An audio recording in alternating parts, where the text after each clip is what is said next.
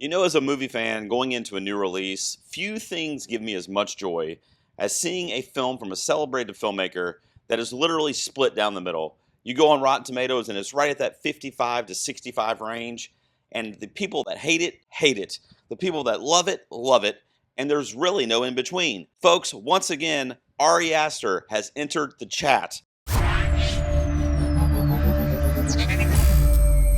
Ladies and gentlemen, welcome back to the garage. Gerald here with you, of course. I've got a quick movie review for you today for Ari Aster's new political Western comedy thriller called Eddington. Hindsight is 2020. In May of that year, a standoff between a small town sheriff and a mayor sparks a powder keg as neighbor is pitted against neighbor in the fictional town of Eddington, New Mexico. The film stars Joaquin Phoenix in the lead role. It also has Pedro Pascal, Emma Stone, Austin Butler, and a host of other smaller performances. I'm going to do a new thing, and Ari Aster has inspired me to do this going forward with my reviews, because I'm going to start grading films based on the craft and the filmmaking therein, all the technical stuff basically.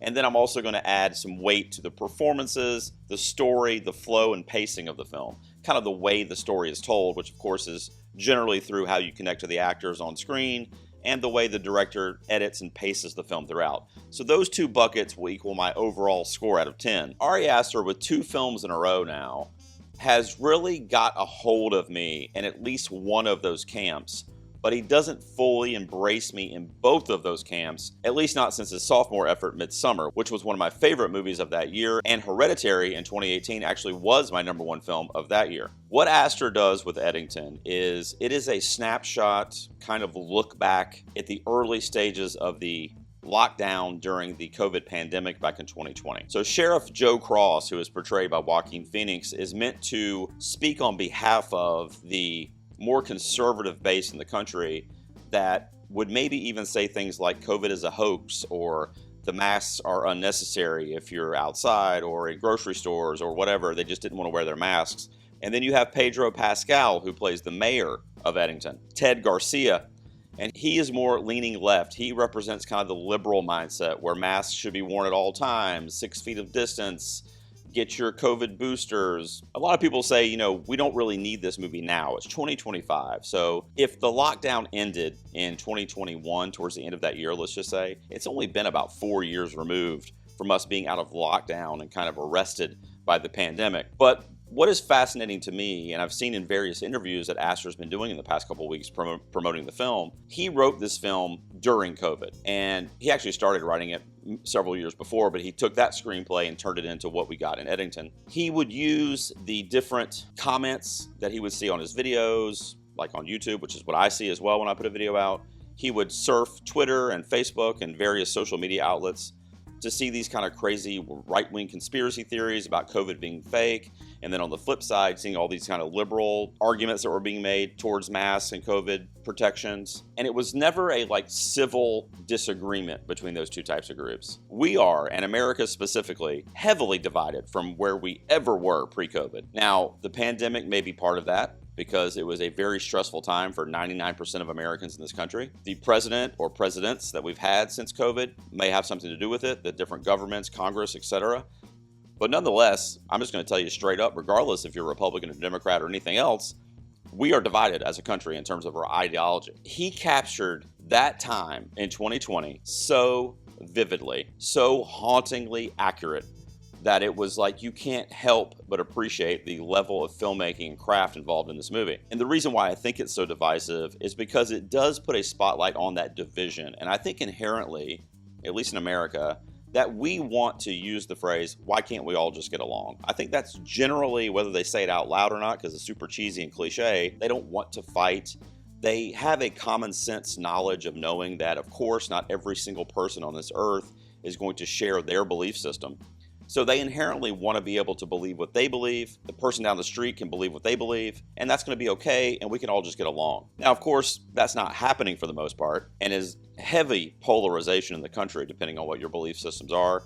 The story in Eddington of the sheriff kind of versus the mayor is really about right-wing versus left-wing for all intents and purposes, is almost inconsequential to the overall vibe of this film. What Aster is basically saying is that In 2020, we were lost. It didn't matter what we believed. It didn't matter if we had COVID or if we knew somebody that had it. We were lost, and we didn't have the normality and the daily routine available to us anymore. When that got taken away from millions of Americans, on top of maybe they had tragedies related to the COVID pandemic, it was almost like they were a different person, or they needed to like get some kind of therapy to put themselves back in the right mindset, because they were not who they thought they were, because they were having to adjust so frantically to this quickly ever evolving pandemic. Ari Aster has been known to just give you, this is the 4th movie in a row now, that he's taken the last like half hour of the film and just turned it into a fucking driving off the side of a cliff, off the rails, into an embankment, and just lighting the whole goddamn movie on fire. The guy goes crazy in the final act of his films. There's an event that happens in the movie, and from that event, which is a very, very major event, from that point until the end of the movie, it's like this. It's like, oh my God, no, he can't, he's doing that. Oh my God, what? Oh no, and you're, you know, it's just fucking crazy. I love that style of filmmaking. And I think he successfully shines a light on how we were as a society in the newborn era of the COVID-19 pandemic back in 2020. But not only that, how we have really not evolved past it. We're still in the same place. We're still lost as a society. And by that, I mean, we don't coexist as before with others that may have different beliefs than us. We distance ourselves from anybody that may disagree with us, whether we're doing that consciously or whether that just happens because we don't associate with various groups that might be heavier this way than that way. And that sucks. And I think Aster knows that sucks. And that is a scary thing, that we're 3-4 years removed, and we're going to keep, the calendar's going to keep going. How many years is it going to take? How many more presidents or government bodies is it going to take to bring us back to a loving community as a whole? Of course, there's always been division in the country, and that's not going to go anywhere. But right now, since the COVID pandemic up until present, it is like a stern divide that is almost palpable, that fills the air. When it comes to performances, you know, Joaquin Phoenix as the sheriff in this movie is the anchor. He is the main character, if you will. You know, he plays the character very evil and narcissistic, but also somewhat shy and sympathetic at times. Almost like a awkward naivety that character has to how he thinks the world should continue as normal, and that COVID is, we're over exaggerating a little bit. That's kind of his interpretation. And he does such a phenomenal job, because he helps you to connect to that character of Cross, and then 2 minutes later you're going, God, that guy is so despicable, why did I connect to him? And then 5 minutes later you're back connected with him again, or you're feeling bad for him again. And this is 2 Aster films in a row that Phoenix has turned in some of the best work he's ever done. I also thought he was really, really good in Beau is Afraid, even though I was somewhat down on that film overall. Aside from Joaquin Phoenix, we don't get a lot of the other players. That's one of my negatives about Eddington. Pedro Pascal's in here, and of course Emma Stone, Oscar winner, and Austin Butler, Oscar nominee. We barely see Emma Stone or Austin Butler. Emma Stone is married to Joaquin Phoenix in the film, and we see her pretty prominently in the first, like the opening of the film, the first 20 minutes or so, but then after that we don't really see a lot of her. And then Austin Butler only pops up in like 2 or 3 scenes. He plays kind of this almost like cult leader minister who is like recruiting folks. So the movie is Joaquin Phoenix's. I want you guys to know that. This is a stacked cast with a lot of big players, a lot of the ones I just mentioned, but it's Joaquin's movie. He is on screen 99% of the time. I will tell you that with Eddington, I was transfixed the entire time. Like, I was literally glued to what was happening from the first 5 minutes until the end of the movie. Like, it's slow at times, it lulls. It's a 2.5-hour film that is probably too long for this material, because it is very bleak and dreary material. Like I said, I'm going to start doing 2 mini segments to give you my overall score out of 10. So to start, the craft for Eddington, I'm actually going to give a 10 out of 10. This movie is made to brilliant effect. There are some amazing and very inventive camera shots in this film. There's one scene in particular where Joaquin Phoenix is standing in the street while all these kind of crimes are happening in various places around him, and the camera kind of like zooms around him, with him always being in the center of the frame. Just brilliant, brilliant shit. Great cinematography, an amazing score. I love the score. And the production design, I mean, they basically constructed this old, kind of looked like an old western town in New Mexico. And then the other portion I'm going to start throwing in here is what I'm going to call the crux. The crux is the core, the key point, the essence of the movie.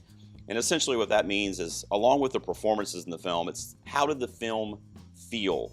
Did it carry me along through the proceedings? I would say for the most part, I'm going to give the crux of this film a 6 out of 10, which is going to make my overall score on Eddington a sweet 8 out of 10 from me. It is super divisive, but guess what? The country is divided.